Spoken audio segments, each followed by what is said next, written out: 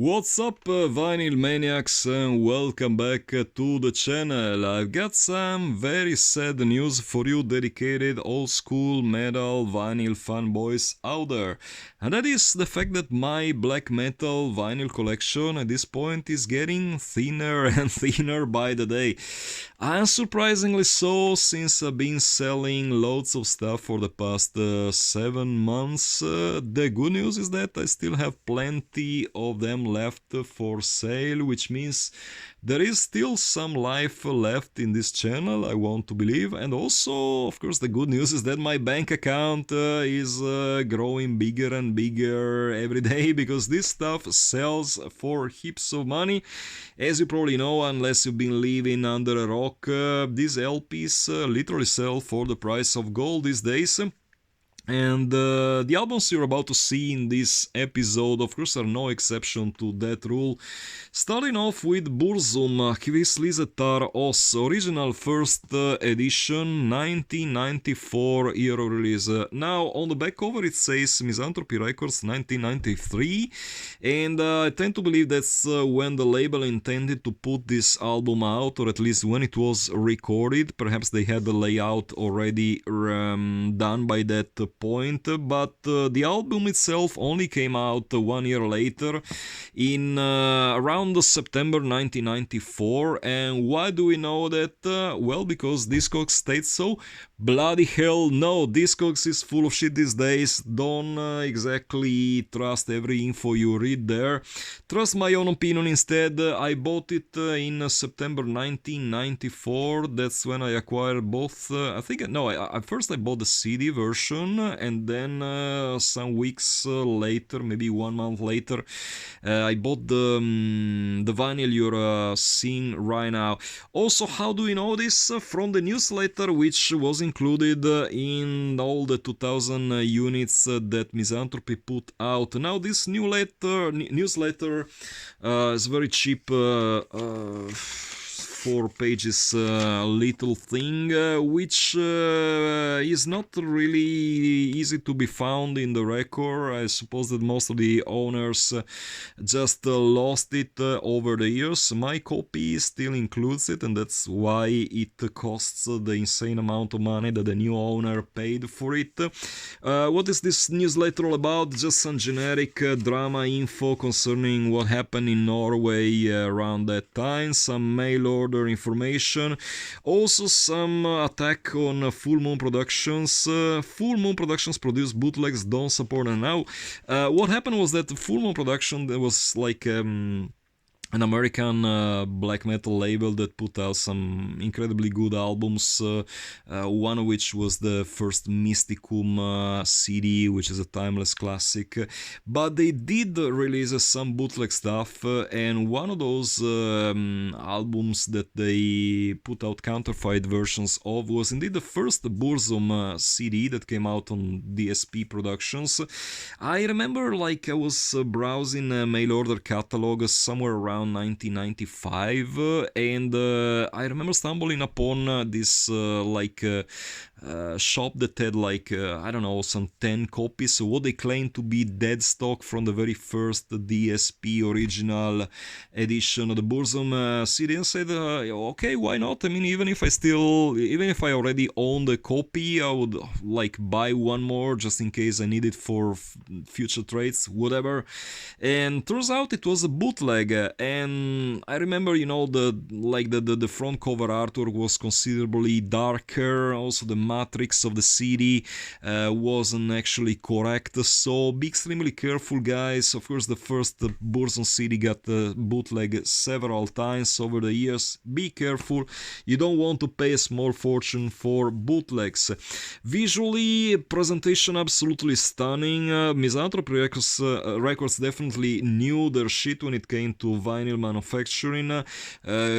Yeah, absolutely stunning gatefold edition printed on glossy cardboard. Yes, I know I've been mentioning this glossy cardboard thing since forever, and you can bet I definitely will until this time, until this channel has some life left, because that's how records need to be pressed. A glossy cardboard sleeve. Do you hear me, labels? If you're by any chance listening to this, please get back to the tradition of having records placed in glossy cardboard sleeves. Absolutely, they make the whole thing look way better, more professional, and you can tell this is a thing of beauty. 2000 copies pressed, my own one being 381. Absolutely a thing of beauty. You can tell why people pay insane amounts of money for this press, because the later pressings were all pretty done horrible and lousy, courtesy of the lads at the Back on Black Records, which just don't seem to know how to release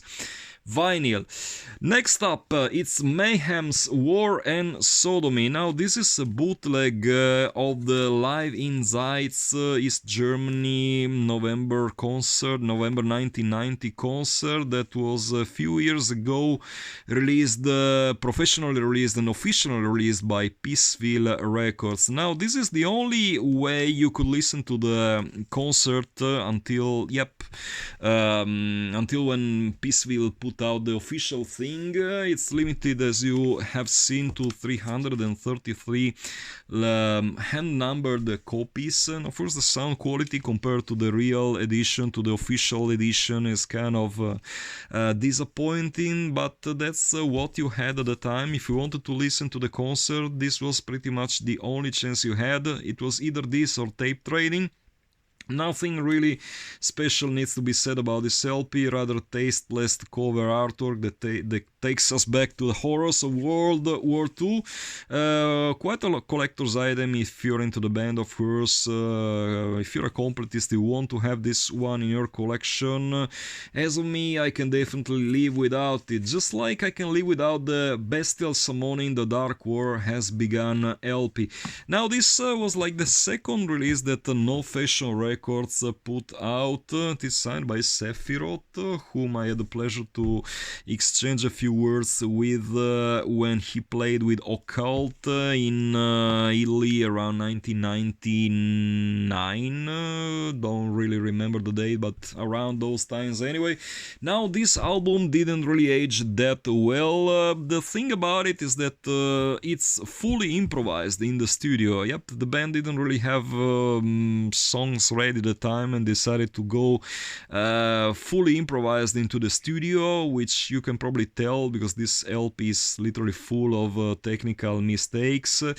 But it's like it was a product of its time in a way. 1000 copies. The presentation itself, I mean, not too bad. Really good pressing quality. Artwork itself is pretty miserable, very primitive and childish, but once again, that was pretty common factor back in the day.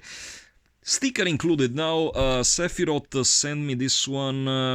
I think we were in touch at the time. He was active in the tape trading scene, if I remember correctly.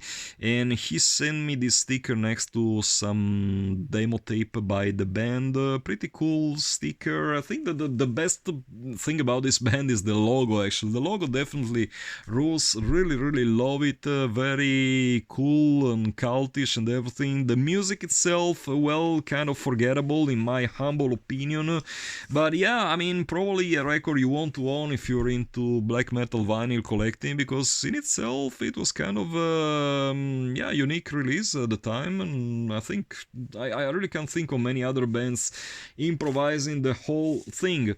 Last one for this episode, The Black, The Priest of Satan, first vinyl pressing released on Mirikidi Productions, German label. Now this LP actually exists in another version, which was released around the same time by the Greek label called Cryptia Productions, which is a very underground, probably not so legal label that put out some stuff. I remember this first Ceterial album, Nord, was released on that label, the first Black Funeral LP, and some other minor stuff. I think that they did some bootleg releases of the Nastron stuff from, once again, black metal from Sweden.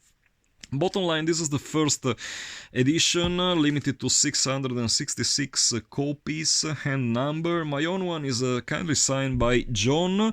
In the previous video I stated how the Dissection 7 inches EP, which I sold, was the last item I still owned, signed by the man himself. I was sadly wrong, I kind of forgot about the existence of this LP. Musically speaking, I tend to prefer their demo tape, the Black Blood. This is kind of a polished version of the demo tape. I tend to like usually I'm like the other way around, I tend to like cleaner productions. But in this case, no, I would definitely go with the demo tape. The LP is very well made, don't get me wrong, very well presented, as you can probably tell, good pressing quality and all, but yeah, the music, in my opinion, the demo just is more aggressive and I tend to prefer it, and that's what I will stick with for the remaining years of my life. Great vinyl release, never really got if, you know, the Black was a proper band or like meant to be a side project or whatever. I know that they put out some new stuff, so I tend to believe it was a proper band. Not really sure about it. I mean, my interest in black metal kind of faded, so yeah, I mean, don't take everything I say too seriously. It's just my memory is just falling apart these days. So guys, that does it for this episode. Again, as usual, I close every episode with my recommendation. Feel free to let me know down in the comments what you think about these LPs. If you have any memory connected to them, just feel free to share them. Of course, if there's any LP that you're looking for, I'm here. Drop me a line, oldschoolmetalvinyl@yahoo.com, as usual is my address. Whatever I still have left for sale is up for grabs. And as usual, till the next time, keep it loud and heavy.